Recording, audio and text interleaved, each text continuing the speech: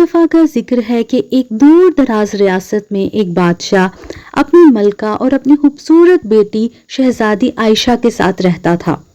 شہزادی عائشہ شادی کے کافی عرصے بعد پیدا ہوئی تھی، اس لیے بادشاہ اور ملکہ اسے بہت پیار کرتے تھے اور اسے نظروں سے اوجھل نہیں ہونے دیتے تھے۔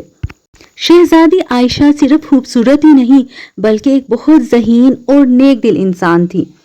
اس کی زندگی محل کی دیواروں میں قید ہو کر رہ گئی تھی، لیکن اس کا دل آزادی کا خواب دیکھتا تھا۔ یہ سوچ کر وہ افسردہ ہو جاتی تھی۔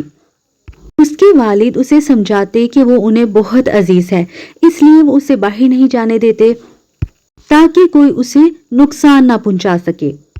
شہزادی عائشہ کو کتابیں پڑھنا اور پرندوں سے باتیں کرنا بہت پسند تھا۔ وہ اکثر دعا کیا کرتی تھی کوئی ایسا معجزہ ہو جائے کہ وہ محل سے باہر جائے اور باہر کی دنیا میں گھومے پھرے۔ ایک دن شہزادی محل میں بیٹھی کتاب پڑھ رہی تھی کہ اس کے پاس آ کر ایک پرندہ بیٹھ گیا جو کہ بہت پیارا تھا اور وہ بات کر رہا تھا۔ شہزادی عائشہ یہ دیکھ کر بہت حیران ہوئی۔ پرندے نے کہا کہ وہ اس کی مدد کے لیے آیا ہے، وہ اسے محل سے باہر لے کر جائے گا۔ پرندے نے کہا کہ یاد رکھو، راستے میں تمہیں 3 آزمائشوں کا سامنا کرنا پڑے گا۔ اگر تم نے اپنی عقل اور نیکی سے یہ آزمائشیں پاس کر لیں تو تمہیں وہ خوشیاں ملیں گی جن کی تمہیں ہمیشہ تلاش رہی ہے۔ شہزادی نے فوراً رضامندی ظاہر کی اور پرندے کے ساتھ سفر پر روانہ ہو گئی۔ وہ باہر کی دنیا دیکھنا چاہتی تھی اور عام لوگوں کے ساتھ رہنا چاہتی تھی۔ شہزادی راستے میں بہت خوش تھی اور پرندے سے باتیں کر رہی تھی۔ کچھ دور جانے کے بعد اسے ایک عورت نظر آئی جو کہ لاغر اور بیمار تھی۔ شہزادی نے سوچا کہ وہ اس کی مدد کرتی ہے۔ شہزادی نے اس کو دیکھا اور پھر اسے اس کے گھر تک پہنچایا۔ بوڑھی عورت نے اسے بہت سی دعائیں دیں۔ شہزادی بہت خوش ہو گئی۔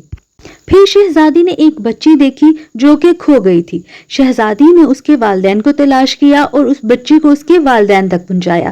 یہ نیکی کا کام کر کر شہزادی بہت خوشی محسوس کر رہی تھی۔ 2 آزمائشیں شہزادی نے پار کر لیں۔ تیسری اور آخری آزمائش میں شہزادی کو اپنی خواہش کو چھوڑ دینے کو کہا گیا۔ پرندے نے کہا کہ اگر وہ اپنی آزادی کو چھوڑ دے اور محل واپس چلی جائے تو وہ اپنی ریاست اور لوگوں کی بہتر خدمت کر سکتی ہے۔ شہزادی نے دل کی گہرائی سے سوچا اور فیصلہ کیا کہ اس کی خوشی اپنے لوگوں کی خدمت میں ہے۔